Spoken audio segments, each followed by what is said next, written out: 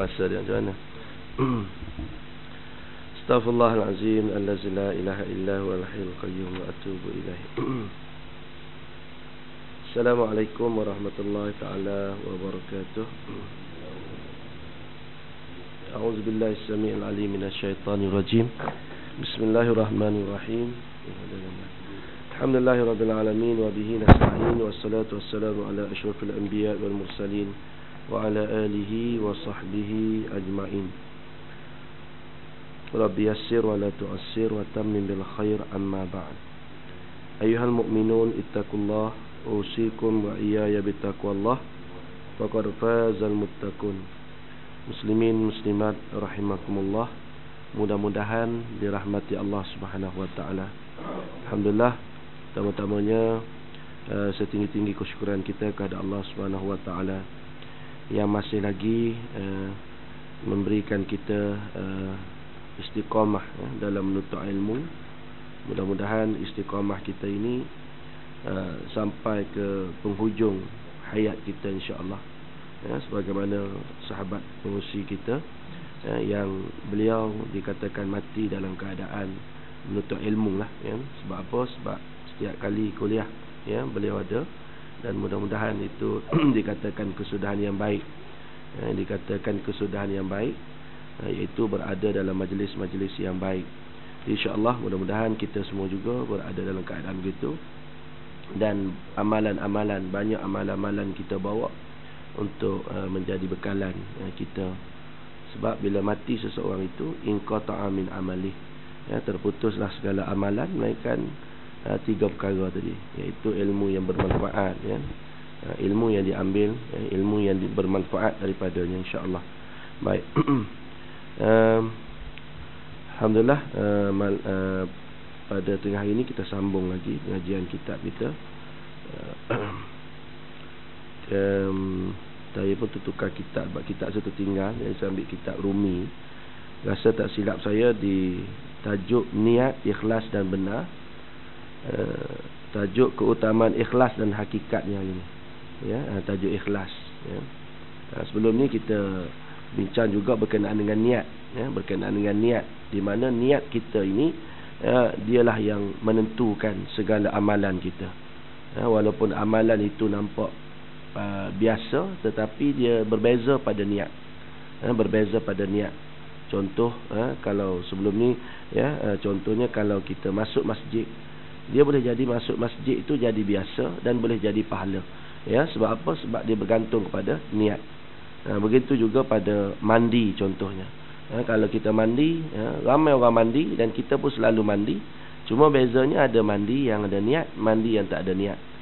Mandi yang ada niat, contohnya niat sunat, hari Jumaat, mandi wajib dan sebagainya lah. Jadi niat ini dia sebenarnya menentukan amalan kita itu. Innamal a'malu binniyat wa innama likulli imri'in ma nawa. Faman kanat hijratuhu lidunya yusibuha aw imra'atin yankihuha fa hijratuhu ma hajara ilaihi. Atau kama qala. Kata Nabi sallallahu alaihi wasallam, niat, innamal a'malu binniyat. Segala urusan kerja kita bermula dengan niat. Wa innama likulli imma nawa. Dan setiap apa yang kita buat itu di atas apa yang kita niatkan. Kalau niat kerana Allah, maka dapatlah pahala kerana Allah. Tapi kalau niat kerana dunia, kita dapat dunia. Kalau niat kerana perempuan, kita dapat perempuan. Fa hijratuhu ala ma hajara ilaihi. Maknanya hijrah kita ataupun niat kita itu di atas apa yang kita buat. Baik. Jadi insya-Allah mudah-mudahan kita memahami konsep niat itu. InsyaAllah setiap urusan yang kita buat, biarlah dengan niat yang baik. Setiap perkara yang kita buat dengan right intention, dengan niat yang betul itu, menjanjikan kebaikan kepada kita, insya-Allah. Baik, jadi hari ini kita sambung terus, iaitu berkenaan dengan ikhlas. Ikhlas, keutamaan ikhlas dan hakikatnya. Ikhlas itu sendiri asal perkataan khallasa yukhallisu takhlisan. Kalau kita nak faham dulu makna apa ikhlas. Sebab ikhlas tu dah masuk bahasa Melayu dah. Bahasa Arab ikhlas. Melayu pun dah jadi ikhlas juga, I-K-H, L-A-S. Cuma las belakang tu tak sama dengan loss bahasa Arab tu, Bahasa Arab dia ikhlas, sad. Tapi Rumi tak ada sad, jadi ikhlas. Ya, ikhlas. Okeylah, ikhlas. Ya, dah jadi sebahagian daripada bahasa Melayu. Apa makna ikhlas? Ikhlas maknanya khallasa yukhallisu, takhlisan maknanya tapis. Tapis. Kita filter dulu kan. Kalau kita nak minum air, kita pastikan air yang kita nak minum itu air yang bersih. Ya, daripada ialah kekotoran, ya, macam-macam pencemaran sekarang ni. Air yang sampai rumah kita tu macam-macam pencemaran. Ya, ada daripada sisa-sisa toksiknya, ya, daripada apa ni, binatang, ya, fosil-fosil binatang dan sebagainya yang menyebabkan tercemarnya air tu. Ya, jadi kita ada filter untuk pastikan dia bersih. Jadi kalau dalam bab ni pun kita jaga untuk kebersihan supaya terjamin kesihatan kita, ya, lebih-lebih lagi lah, ya, kita kena jaga amal ibadat kita supaya terjamin amal ibadat kita tu diterima di sisi Allah. Sebab Allah tak akan terima melainkan ibadat yang ikhlas sahaja. Ya, Allah tak akan terima melainkan ibadat yang ikhlas. Jadi kalau kita kata ikhlas di sini maknanya kita tapis segala amalan kita, daripada niat-niat yang tak betul. Niat, orang kata lillahi ta'ala saja. Ya, wajjahtu wajhiya lillazi fataras samawati wal ard. Ya, maknanya aku hadapkan wajahku, aku hadapkan segala amalan aku ini kepada Allah yang menjadikan langit dan bumi. Kepada Allah Ta'ala saja, lillahi ta'ala. Dan sebagaimana firman Allah Ta'ala, ya, ayat yang biasa kita baca dan biasa kita dengar, surah Al-Bayyinah, ya, surah Al-Bayyinah ayat yang kelima. Qala Allah Ta'ala, a'udzubillahi minasyaitonirrajim, wa ma umiru illa liya'budullaha mukhlishina lahuddin. Wa ma umiru illa liya'budullaha mukhlishina lahuddin. Sambung ayat itulah. Wa ma umiru, dan tidaklah diperintahkan, kata Allah, tiadalah diperintahkan illa liya'budullah, melainkan untuk beribadah kepada Allah, mukhlishina lahuddin, dalam keadaan kamu mengikhlaskan agama kepadanya. Maknanya tidak diperintahkan kita beribadah kepada Allah, melainkan semua ibadat itu biar ikhlas kerana Allah Ta'ala. Ini yang kita takut ni, ya, rajin dah buat ibadat. Dari segi buat ibadat, alhamdulillah, ya, untunglah orang yang belajar, ya, dan bertambah untung lagi orang yang beramal, dan bertambah-tambah untung lagi lah orang yang ikhlas. Jadi ada satu level lagi, ya, belajar dah kita ni, tahu dah, ya, beramal nampak rajin dah, okey dah. Cuma satu lagi ikhlas. Ikhlas ni orang lain tak tahu, hanya kita dengan Allah Ta'ala saja. Ikhlas ni kita dengan Allah Ta'ala je, orang lain tak tahu. Orang lain nampak zahir je, ya, nampak zahir macam bagus, macam baik, ya, macam bagus je kan, ya, macam bagus je kan, ya. Apa lagu cerita, ada satu lagu tu kan, ya. Baik. Jadi macam bagus je, macam baik je orang nampak pada zahir. Memang kita ni disuruh menilai seseorang tu pada zahir saja. Dalaman kita tak tahu. Nahnu nahkum bizawahir, walakin wallahu yatawallas sarair. Ya, kita boleh hukum seseorang pada zahir, yang dalam tu, ya, rahsia Allah Ta'ala. Kita tak tahulah dalaman macam mana kan. Macam sekarang ni kita tengok sesuatu kematian, kita hanya hukum pada zahir. Ya, zahirnya orang baik, baiklah dia. Ya, macam kita sahabat kita tu baiklah dia. Kita kenal dia orang baik. Hakikatnya dalam hati dia semua serah pada Allah. Tapi kita ni hanya mengharapkan kebaikan pada dia. Ana inda zanni abdi bi, kata Allah. Ada satu hadis kursi, aku beserta dengan sangkaan hambaku. Jadi kalau kita sangka dia baik, sebab itulah kita bila berlaku kematian, ya, kita pergi satu-satu majlis, Bilal ke imam kan kata tak, ya, ataupun siapa-siapa belakang lah. Apa kita kata pada mayat ni? Baik semua kan, ya. Baik tu serentaklah kata baik. Kalau ramailah kata baik. Hakikatnya kan, kita tak tahu sebenar-benarnya, ya, sebab yang mengenali itu secara individu kan. Cara ramainya kita sebut baik, ramai-ramai sebut baik. Takkan seorang nak kata tak baik, dia tak kata macam tu, ya, nah? Tak ada apa-apa lagi kita tendang kat adik-beradik dia kan, ya? Baik. Jadi sebenarnya dikatakan maksud baik ni bukan di situ. Contoh kalau kita jumpa kan, kawan kita Macam mana, apa khabar kawan kita kan? Oh, kawan kita yang mana? Yang tu lah. Oh, yang tu dah meninggal. Astaghfirullahalazim, tak tahu saya pula kan ya. Dia tu Allah baiknya, masa saya selalu berurusan dengan dia, dia baik, orang bagus, orang merendah diri. Seorang kata baik kan ya. 2-3-4 hari lagi jumpa siapa-siapa, orang tanya pula, dia dah meninggal baru ni, tak tahu cerita ke? Tak tahu lah kan ya. Tak apalah, dia ni orang bagus. Seorang kata begitu. Mak dalam keadaan jumpa seseorang tu, semua orang kata bagus. Lebih 40 orang, harap-harapnya baiklah dia. Tapi kalau serentak ramai-ramai ni, kita tak tahu lagi. Sebab luarnya semua kata baiklah ya, dalam hati kita tak tahu kan ya. Baik. Jadi penghormatan kita, bila kita pergi majlis tu, kita semayang apa semua sekali, kita mengharapkan kebaikan pada dia. Baik. Jadi kita boleh nilai pada zahir sahaja. Dalam hati kita tak tahu, serah pada Allah Ta'ala ya. Sebab hati kita nak kena jaga ya, hati kita nak kena jaga. Sebab tu ada satu hadis Nabi kata ya, doa, Nabi ajar satu doa, ya Allah ya muqallibal qulub tsabbit qalbi ala dinika wa ala ta'atika. Wahai Allah yang membolak-balikkan hati manusia. Maknanya hati kita ni nak kena jaga ya, nak kena jaga sungguh-sungguh. Sebab dia bergerak-gerak hati kita ni, sekejap atas, sekejap bawah ya. Sekejap beriman, sekejap tak beriman, sekejap rajin, sekejap tak rajin, sekejap sangka baik, sekejap sangka buruk. Itu hati lah. InsyaAllah kita akan belajar juga dalam kitab ni, banyak dalam bab hati ni ya, baik. Jadi insyaAllah mudah-mudahan segala ibadat yang kita lakukan itu adalah atas agama Allah Ta'ala, mukhlisina lahuddin ya, wa ma umiru illa liya'budullaha mukhlisina lahuddin ya. Dan seterusnya firman Allah Ta'ala, ala lahuddinul khalis, ala lahuddinul khalis. Ingatlah bahawa Allah yang suci ya, bahawa agama Allah yang suci itu hanya bagi Allah ya. Maknanya Allah Ta'ala hanya terima yang suci saja. Suci-suci sini maknanya ikhlas saja. Jadi kalau tak ikhlas, dia buang ya, tolak buang habis. Jadi itu kita takut tu. Sebab tu setiap kali buat ibadat, dia ada dua perasaan.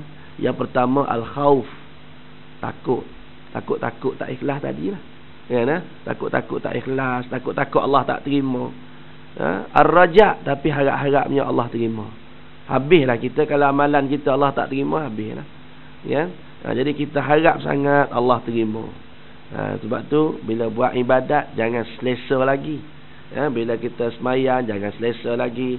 Bila kita dah baca Quran jangan rasa selesa, jangan rasa dah puas hati ya. Kita pergi buat haji, dah balik-balik haji contohnya lepas ni, puas hati dah, belum tentu lagi ya, belum tentu lagi.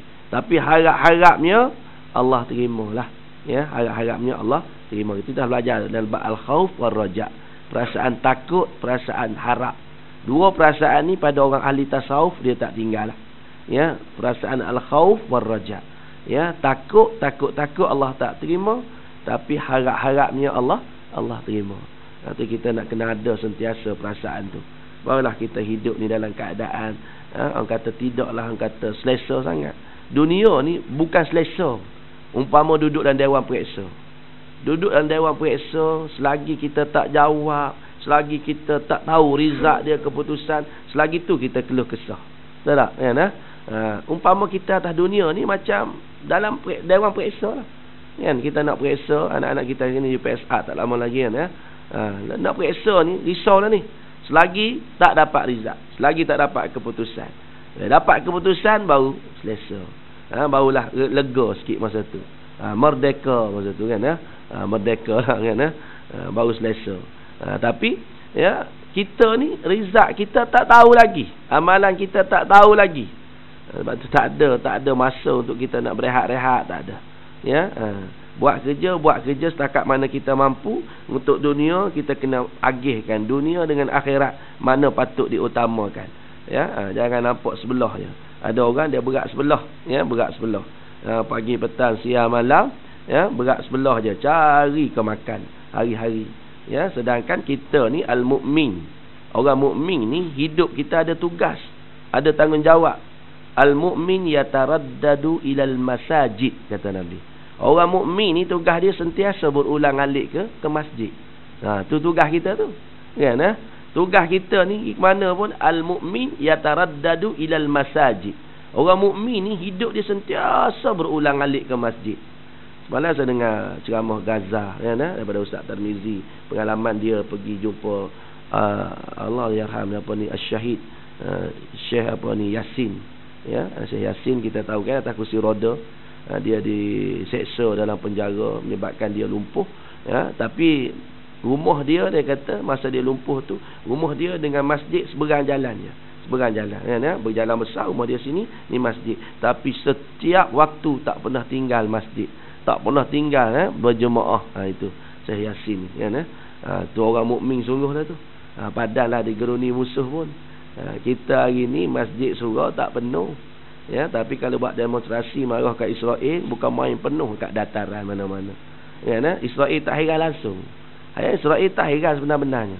Dia tak heran langsung kalau kita orang Islam pegang spanduk, pegang bendera Israel pijak, dia tunjuklah dia marah, tapi sebenarnya dia tak takut sangatlah. Sebab paling dia takut bila dia tengok masjid penuh. Bila dia tengok masjid waktu subuh penuh, zuhur penuh, asar penuh, orang Islam dah mula berpegang pada agama, tu dia takut. Sebab dia tahu dalam kitab-kitab dia pun bagi tahu bila orang Islam kuat di situ.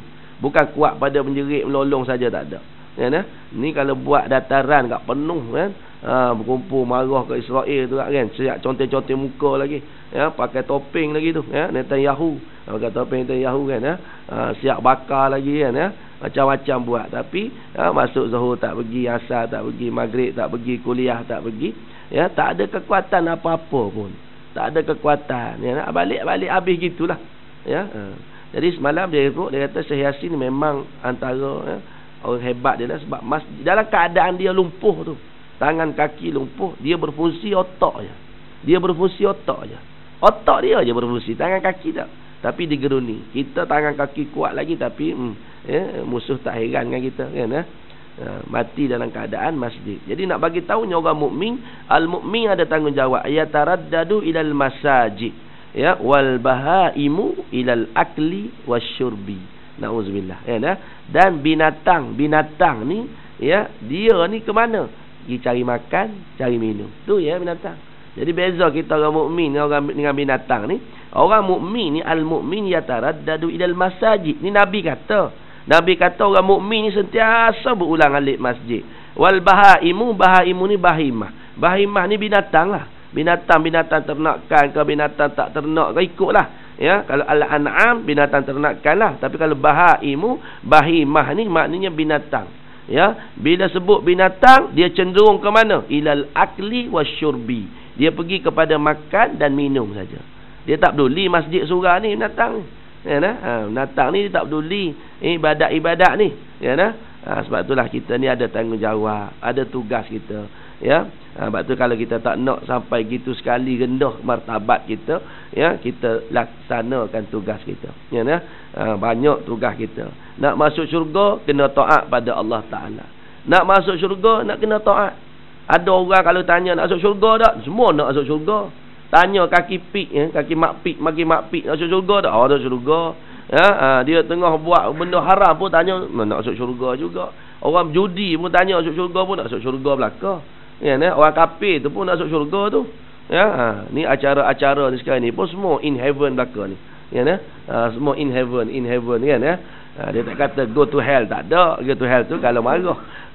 Semua ni mati-mati semua, tak kira lah dia bukan Islam ke, semua mengharapkan syurga belaka. Tadi dengar dalam sementara nak mari tadi tengok TV3 MH17 lah, dia panggil keluarga-keluarga dia. Seorang tu Datuk Hanafi, Dr. Hanafi, ayah kepada Hakimi lepas tu dia panggil isteri pada Syekh yang mati tu lah. Jadi dia panggil keluarga-keluarga, ada tu mak ayah tu jenazah tak sampai lagi yang mak pada Hakimi ni sebut, dia kata dia tak risau dah. Sebab apa? Sebab anak dia dalam syurga dah sekarang anak dia sedang menunggu dalam syurga jadi harapan semua yang mati tu termasuk isteri pilot tu pun kata gitu juga. Dia kata dia harap-harapnya suami dia akan menunggu dia dalam syurga lah, ya, di tempat yang baik, in heaven belaka. Semua dalam syurga belaka. Semua orang boleh tanya, semua nak masuk syurga belaka. Tanyalah siapa-siapa pun, semua bila mati, sebut mati masuk syurga. Tapi sebenar-benarnya boleh ke tak? Wallahu ta'ala alam, kita tak tahu. Cuma Nabi bagi panduan. Nabi kata al-jannatu lil muti', al-jannatu lil muti' walau kana 'abdan habasyian, kata Nabi. Kata Nabi, syurga ni untuk orang yang taat. Untuk orang taat je. Dia tak kira kamu siapa pun. Walau kana 'abdan habasyian, walaupun kamu ni hamba kulit hitam sekalipun.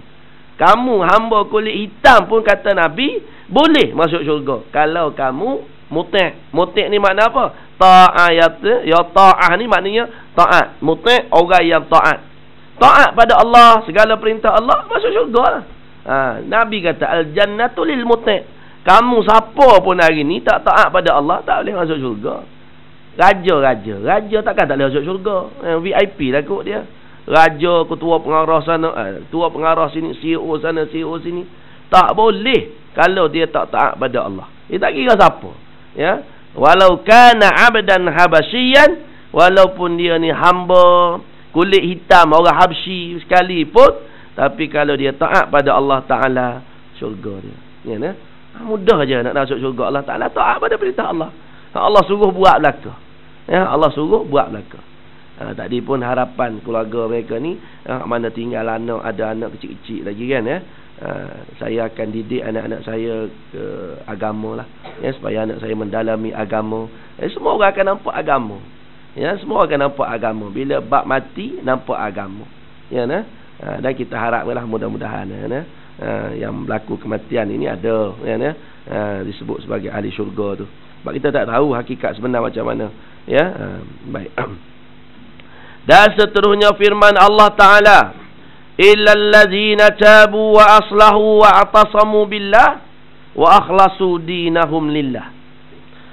Melainkan orang-orang yang bertaubat, illal ladzina tabu wa aslahu, dan membuat baik, wa atasamu billah, dan berpegang teguh kepada Allah, wa akhlasu, dan orang yang ikhlaskan agamanya, wa akhlasu dinahum lillah, kerana Allah. Inilah di antara orang-orang yang bakal mendapat syurga Allah.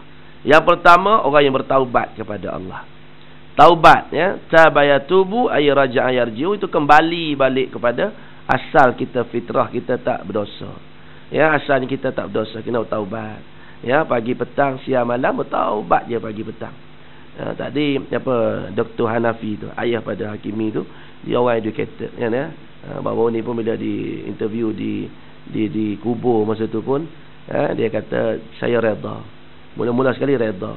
Yang kedua minta, ya, ianya jadi pengajaran, ataupun muhasabah kepada kita semualah di atas musibah yang menimpa. Ni orang bijak cakap, ya, orang bijak cakap ni, ya, maksudnya. Tadi orang tanya lagi dalam tu, tadi dia kata, dia pengacara tu tanya, dia kata, doktor, baru ni bila ditanya, doktor jawab, kita semua kena muhasabah, ya, kita kena muhasabah di atas musibah yang menimpa. Apa maksud doktor sebenarnya? Dia pun bagi tahulah, ya, sebenarnya yang pertama sekali kena redha, ya, seterusnya kita kena muhasabah. Setiap pihak kena muhasabah di atas musibah yang menimpa. Bukan saja-saja Allah bagi ni. Allah tak bagi musibah ni saja-saja tak. Kan? MH370-nya, MH17. Bukan saja-saja Allah bagi. Melainkan untuk muhasabah. Nak cek balik kat mana silap kita dari segi dunianya, kat mana agamanya, kat mana. Muhasabah ni memang merangkumi dua-dua lah. Dunianya, kesilapan kita kat mana. Ya, boleh tak kita buat laluan, ya, udara di kawasan tu lagi. Macam mana persiapan kita selepas ini. Contohnya kan, ya. Contoh tu di dunia. Tu orang ahli dalam bidang tu lah.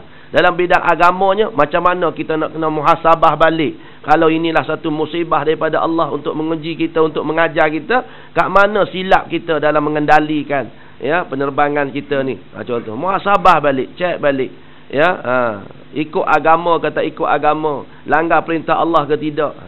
Itu ada cadangan baru ni kan, ya. Menteri sendiri cadang, supaya diberi pilihan kepada pramugari-pramugari untuk memakai tudung. Ya, nah? Diberi pilihan, bukan paksa dah. Ya, nah? Bagus tu bahasa lembut itu. Ya, nah? Diberi pilihan. Patutnya pada orang Islam wajib dah. Tapi bahasa tu bahasa masyarakat majmuk, ya, nah? masyarakat berbilang bahasa, kan, nah? Kita kata diberi pilihan pada siapa-siapa. Tak mustahil orang bukan Islam pun akan pakai juga, kan, nah? Wallahu alam, ya, nah? Dan minta juga dikaji balik arak-arak di atas kapal terbang supaya, sebab ini diminta oleh bukan orang luar, orang dalam sendiri minta. Dan antaranya Allah yarham Ali tu, ya, nah? Antara orang yang begitu kuat sekali yang Johor tu, kan, yang ni kan, kawasan Timbalan Menteri, Perdana Menteri tu, kan, ya, di Paguh, kan, yang Kebumi kat sana. Dia tu antara orang yang lantang sekali sementara dia bertugas tu, orang yang lantang supaya arak jangan dihidangkan di atas kapal terbang, kan, dan dia banyak artikel-artikel dia, dan dia banyak laporan-laporan dia pada JAKIM dan sebagainya. Dan baru-baru ni katanya antara mayat yang paling sempurna dia lah. Wallahu ta'ala alam, kita tak tahu apa hikmah dia, kan, ya. Lain-lain tu kita tak tahu mayat macam mana, sebab suasana dengan rentung terbakar, dengan berkecai, kan, ya, kita tak tahu. Wallahu alam, ya. Baik, jadi nak bagi tahunya bertaubat pada Allah Ta'ala. Kita kena kembali balik. Apa musibah yang menimpa, kena berkembali balik, kena cek balik kat mana. Allah tak pelik kita buat salah. Allah tak pelik langsung kita buat dosa. Ya Allah pelik bila kita tak bertaubat pada dia. Sini siapa tak buat dosa? Sini siapa tak buat dosa? Angkat tangan. Ya, nah? Agak-agak nak tengok, nak bagi anugerah, kan, ya. Semua buat dosa. Hatta ustaz ke, tok guru ke, alim ulama ke, semua buat dosa belaka. Buat dosa. Yang kita nak tengok bertaubat ke tidak. Wa aslahu wa atasamu billah. Dan membuat baik dan berpegang teguh kepada Allah. Ini orang yang berjaya. Ya, berbuat baik dan berpegang teguh dengan tali Allah. Wa akhlasu dinahum lillah, dan dia ikhlas beragama kerana Allah Ta'ala. Balik pada ikhlas juga.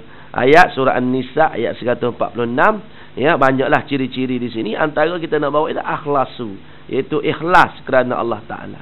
Tak boleh lari juga, maknanya letak hanya Allah Ta'ala je. Ya, kita ini sumbangan ikhlas, betul ke tak? Wallahu a'lam. Ya, nah? Hanya Allah Ta'ala saja tahu. Lepas tu ada kata salah tak kita tulis sumbangan ikhlas, boleh tak? Boleh tulis, tak ada masalah, ya, nah? Tapi individu yang menderma tu dia dengan Allah Ta'ala saja yang tahu, kan? Orang lain tak tahu, ya? Sebab tu ada setengah orang dia tak letak nama, dia tulis sumbangan individu. Lepas tu dia tak tulis nama pun, ya, nah? Sumbangan ikhlas boleh juga, tapi tak nama, orang tak tahu. Orang tak tahu sebab dia nak jaga diri dia. Tapi kalau dia boleh kawal diri dia, tak salah letak nama pun, tak salah kalau dia boleh jaga diri dia. Tapi kalau kita rasa kita tak boleh kawal, ya, takut nanti rasa riak, rasa sombong, ya, maka ketika itu kita nak kena buang lah, dengan cara hindarkan daripada menonjolkan diri, ya, nah? Bukan kata batu semayang pun kalau tak ikhlas Allah tak terima, nak menunjuk-nunjuk. Mana dalilnya? Allah kata fawailul lil musallin allazina hum an salatihim sahun allazina hum yura'un. Tengok, yura'un wa yamna'un al-ma'un, kan? Yura'un tu perkataan yura'un tu, maknanya solat nak menunjuk-nunjuk. Solat dah tu, tapi rakawil lagi pada orang begini. Bayangkan kalau ibadat-ibadat lain. Solat dah kalau kira, ya. Sebab tu nak kena belajar. Walaupun kita rajin buat ibadat, nak belajar ilmu-ilmu macam ni supaya kita teringat bila sampai masa kita tahu ada panduan untuk kita nak jaga ibadat kita, insya-Allah. Baik. Dan seterusnya Allah berfirman, "Faman kana yarju liqa'a rabbih falyamal 'amalan salihan wa la yusyrik bi'ibadati rabbih ahada." Surah Al-Kahfi ayat 110. Ni ayat ni ujung-ujung ni, kan, ya. Ada orang beramal dah ayat ni, ya, nah? Ada orang beramal dah ayat ni 10 ayat pertama, 10 ayat terakhir surah Al-Kahfi. Takut Dajjal keluar, ya, nah? Kan ada keluar dalam WhatsApp hantar, kan, ya. Dalam WhatsApp kata, kita ni dah akan datangi oleh Dajjal. Jadi amalan-amalannya 10 ayat surah Al-Kahfi awal, 10 ayat yang terakhir. Sibuk duk mengamal, kan. Ada seorang hamba Allah tu datang pejabat saya, duk mengaji dengan saya sekarang ni, mengaji Quran. Lepas tu dia kata, "Ustaz, apa salah kalau boleh tak kalau saya nak baca surah Al-Kahfi?" Boleh. Bacalah semua. Tak, saya nak baca 10 ayat pertama, 10 ayat terakhir je. Kenapa? Takut Dajjal, Ustaz. Takut Dajjal, kan? Takut nanti datang Dajjal, takut kita terikut dia. Jadi antara amalannya ya, baca surah ni. Wallahu alam lah. Sebenar-benarnya bagi kita yang ada ilmu, bagi yang kita akidahnya, memahami akidah yang sebenar, insya-Allah kita tak akan ikut dajjal. Ya, dan gambar macam-macam dah hantar sekarang. Gambar dajjal pun dah hantar dah. Kan? Baru ni orang hantar, betul apa dapat kot kan ya. Yang baby mata sebiji. Ya, ya dah. Ada satu di mana luar negara lah kan ya. Ada satu kelahiran tu, ya, ada satu baby tu cuba nak dipalingkan muka dia, dia tak nak paling. Paksa juga paling, tengok mata sebiji tu ni kan. Lepas orang hantar kata, "Ustaz betul ke ni dajjal?" kan. Sibuk tanya dajjal. Surah tak pergi juga kan. Tak jadi kan. Macam seorang datang jumpa Nabi lah. "Ya Rasulullah, mata sa'ah, bila kiamat Rasulullah? Kiamat bila kiamat?" Rasulullah kata, "Kamu ni sibuk kiamat, tanya dia, kamu dah sedia ke belum?" Kan. Kalau tak sedia tak payah tanyalah kiamat. Gitulah juga dajjal ni pun. Kita setuju, kita tunggu ke kita tak tunggu ke, dia sampai masa dia datang lah. Ya, macam mana bentuk tu, adalah hadis-hadis terangkan benda tu. Tu nak kena belajar satu-satulah hadis-hadis berkenaan dengan akhir zaman ni. Ada hadis-hadis akhir zaman kan, berkenaan dengan dajjal, bentuk keluar kat mana apa semua sekali, berkenaan dengan apa yang berlaku di Israel apa semua sekali, pokok Gharqa apa semua tu, tanda-tanda awal kiamat, tanda akhir kiamat. Semua benda tu nak diterangkan detail lah, ada hadis-hadis dia. Tapi apa guna dia bercakap panjang lebar pun kalau ibadat asas pun tak buat lagi. Nah, ibadat asas pun tak kuat lagi, bertaubat pun tidak lagi, baca Quran pun tidak lagi, masjid surau tak pergi lagi, anak isteri tak jaga lagi. Jadi sia-sialah kita duk tunggu sampai masa kita antara orang paling rugi. Nah, antara orang paling rugi kita lah. Dalam keadaan kita tahu kita tak buat, rugi kita. Ya, sepatut dah tahu dah, orang bagi tahu dah. Ya, orang dah bagi tahu begini-begini, bacalah. Contoh kalau sibuk nak tanya soalan, bocor, orang pun bagi tahulah. Baca daripada sini hingga sini. Akan masuk tajuk ni hingga tajuk ni. Dia tak baca juga. Tiba-tiba masuk Dewan Periksa, keluar sungguh soalan tu. Allah menyesalnya dia. Aku tahu dah ni, memang dah patut baca dah, tapi tak baca. Kan rugi. Nah, saya biasa mengajar ni, biasalah. Ya, sekolah-sekolah saya mengajar Bonifikat Usuluddin di Muslim Melaya, ya, di Masjid Khairiah tu, kerjasama dengan Muslim Melaya, duk sibuk telefon. "Ustaz, soalan mana masuk Ustaz? Soalan mana masuk?" Ni orang tua-tua ni, "Ustaz, soalan mana masuk?" Saya kata, tak apa, baca semua. Masuk insya-Allah, akan ada satu dua kan. Jadi gitulah kita ni pun ya. Sebenar-benarnya ya, yang penting kita beramal. Bukan sibuk duk cari, cari tu cari ni, tak ada pasal kan ya. Baik, kata Allah Taala, "Faman kana yarju liqa rabbih falyamal amalan salihah." Siapa yang mengharapkan pertemuannya dengan Tuhannya, ya, siapa-siapa di kalangan kita yang mengharapkan pertemuan dengan Allah Taala, falyamal amalan salihah, maka dia beramal dengan amalan yang soleh. Iaitu perbuatan kita ni ya, nak menggambarkan kita ni nak bertemu dengan Allah, atau kata saja je nak bertemu dengan Allah, ya, nak bertemu dengan Allah, tapi tengok pada amalan tak nampak. Ya, sebab tu Nabi pernah kata, kamu boleh kenal ahli syurga, ahli neraka, boleh kenal. Atas dunia ni boleh kenal dah. Boleh kenal ke ahli syurga, ahli neraka? Boleh. Tengok kepada tendensi, tengok kepada kecenderungan dia. Tengok orang tu macam mana, dia punya kecenderungan dia. Nampak ibadah macam mana, nampak kejahatan macam mana. Kalau nampak kepada kebaikan tu, itu tanda-tanda ahli syurga lah tu. Ya, tapi kalau nampak pada kejahatan tu, tu gelap masa depan tu, kan? Tu makna kita boleh bayangkan pada zahirnya begitu. Hakikatnya serah pada Allah Taala, ya. Jadi orang-orang yang mengharapkan pertemuan dengan Allah Taala, falyamal amalan salihah wala yusyrik biibadati rabbih ahada, dan dia tidak mensyirikkan, ya, mensyirikkan hambanya, mensyirikkan Allah Tuhannya dengan sesuatu pun. Ya, tidak mensyirikkan, yang tidak menyekutukan sesuatunya biibadati, di dalam ibadatnya kepada Allah Subhanahu wa taala. Makna tidak syirik kepada Allah Taala. Ya, tidak syirik tu lalu kita ada ungkap selalu, la syarika lahu wa bidzalika umirtu. Ya, aku tidak mensyirikkannya, demikianlah aku diperintahkan. Itu ungkapan kita setiap kali nak sembahyang. Ni musim haji ni, talbiyah ni tak berhenti-henti ni, ya, labbaik Allahumma labbaik, labbaik la syarika laka labbaik, innal hamda wan ni'mata la syarika lak. Nah, ujung tu kan, la syarika lak. Makna apa? Ya, aku tidak akan mensyirikkannya. Labbaik Allahumma labbaik, ya Allah, aku datang ni ya Allah, aku menyahut seruanmu ni ya Allah, aku mari ni ya Allah, sebab engkau suruh wa atimul hajja wal umrata lillah, ya, sempurnakan haji dan umrah kerana Allah. Aku datang ya Allah, labbaik, aku menyahut seruanmu. Orang Arab bila dia panggil dia bila panggil seseorang, dia panggil sebut labbaika wa sa'daik. Labbaika wa sa'daik ni makna jawapan, bukan jawapan yang sekadar jawab, tetapi berserta dengan janji nak dengar dan nak ikut segala perintah. Itu maksud dia. Kalau sahabat-sahabat Rasulullah kata, ya Abu Bakar, wahai Abu Bakar, labbaika wa sa'daika ya Rasulullah, maksudnya. Jawapan dia bukan jawab na'am dah. Kalau jawab na'am lain. Ya Abu Bakar, na'am, ya tu sekadar ya saja, ada apa? Itu maksudnya gitu. Tapi kalau sebut labbaika wa sa'daik, bahasa Arab ni maknanya dia mari tu dengan bersedia untuk segala perintah. Kan?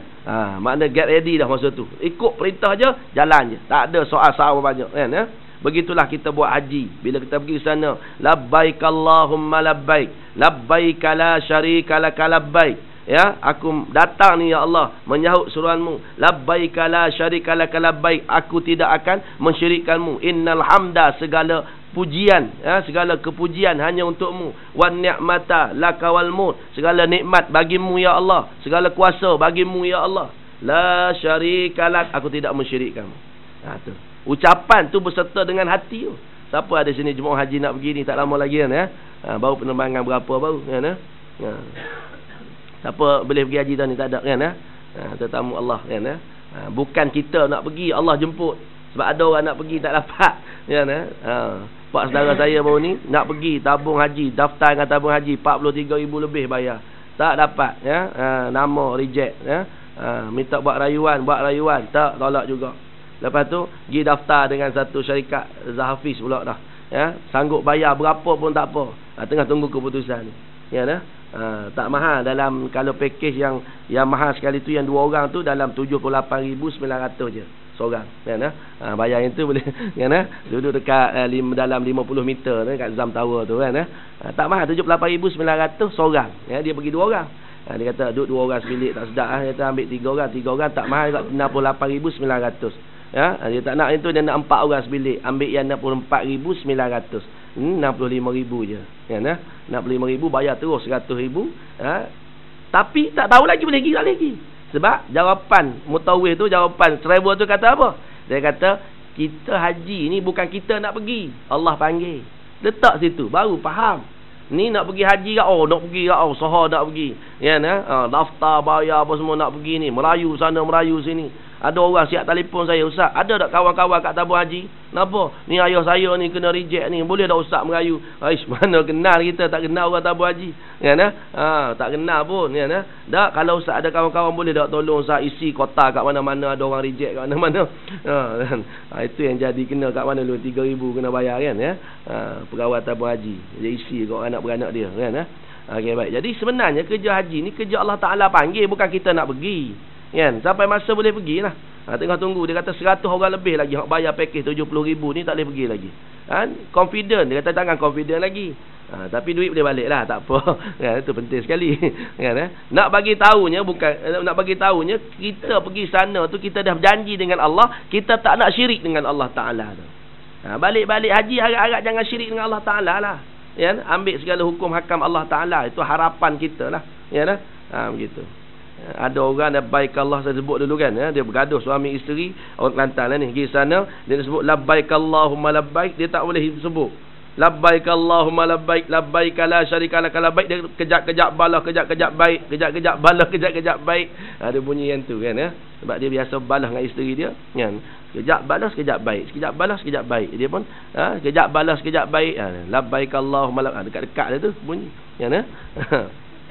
Dia belajar tak nak pergi haji, baca Quran tak boleh, tak apa. Sebab kerja haji ni rugi sekadar tak pandai baca Quran, sekadar tak boleh baca Quran di sana je lah.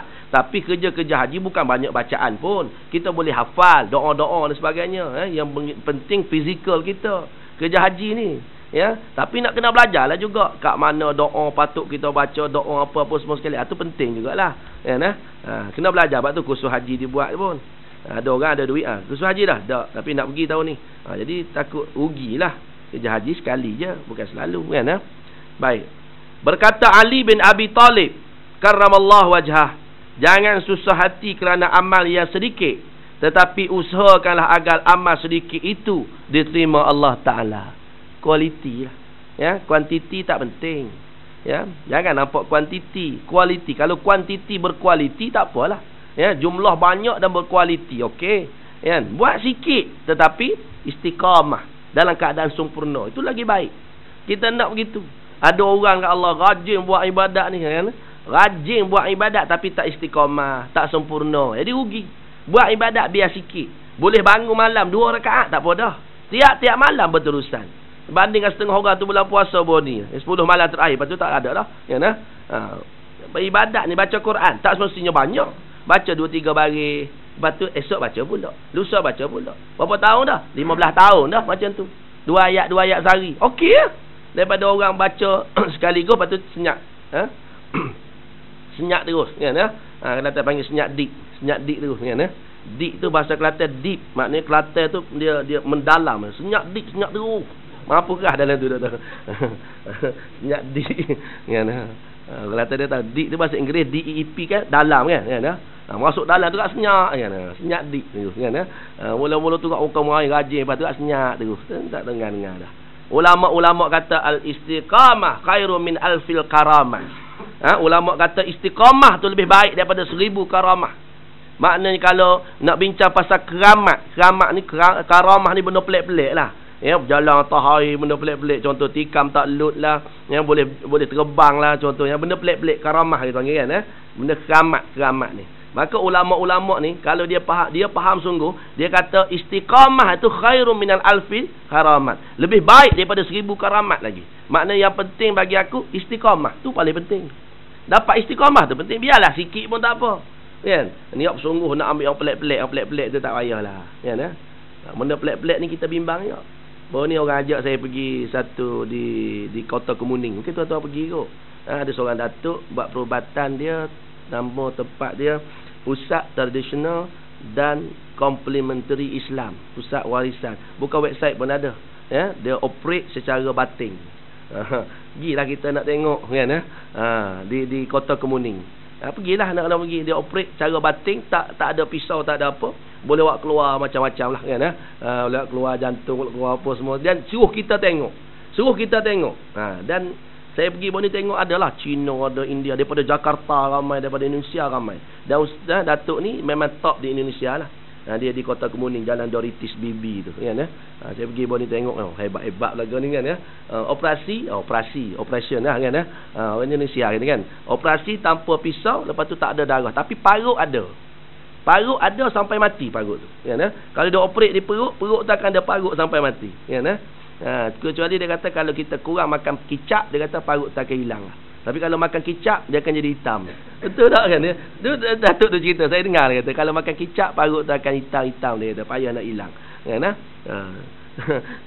Ada seorang Cina tanya saya, you percaya ke kan? Cina tu dah bawa ipar dia, memang dah tak boleh nak gerak dah. Dia nak operate atas leher ni kan. Dia nak operate dengan tangan dia lah. Operate, lepas tu dia akan cuci apa semua sekali kan. You boleh percaya ke, dia tanya saya.